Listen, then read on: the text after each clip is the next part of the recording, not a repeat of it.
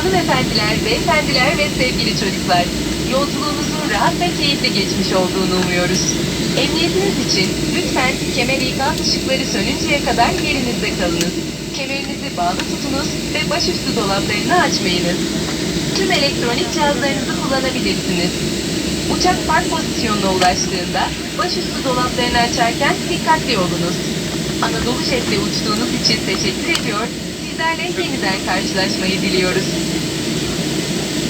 Ladies and gentlemen and dear children, we hope that you had a pleasant flight.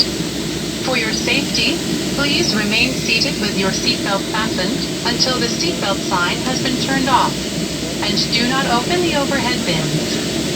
You may use your electronic devices. Please be careful while opening the overhead bins when the aircraft reaches its final parking position. Thank you for flying with Anadolu Jet.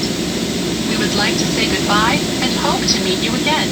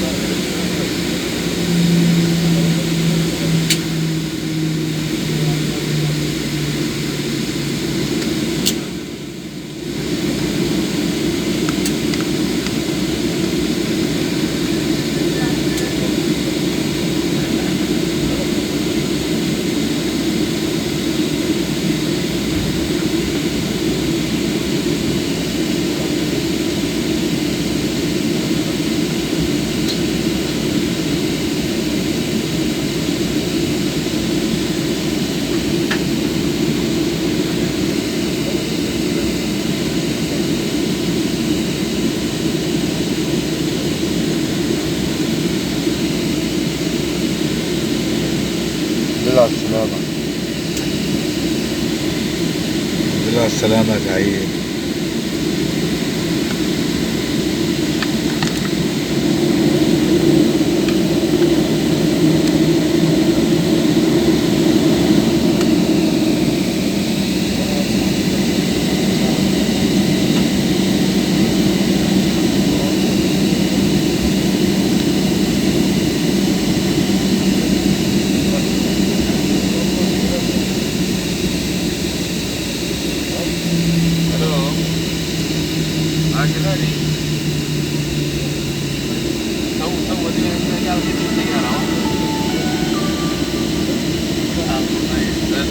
بارك الله فيك الله يبارك فيك. لا مقبول والله العظيم. لا والله الاسبوع الجاي بروح ان شاء الله يوم 18 12 سياحة يعني. على طول شرقات انا مقيمين الله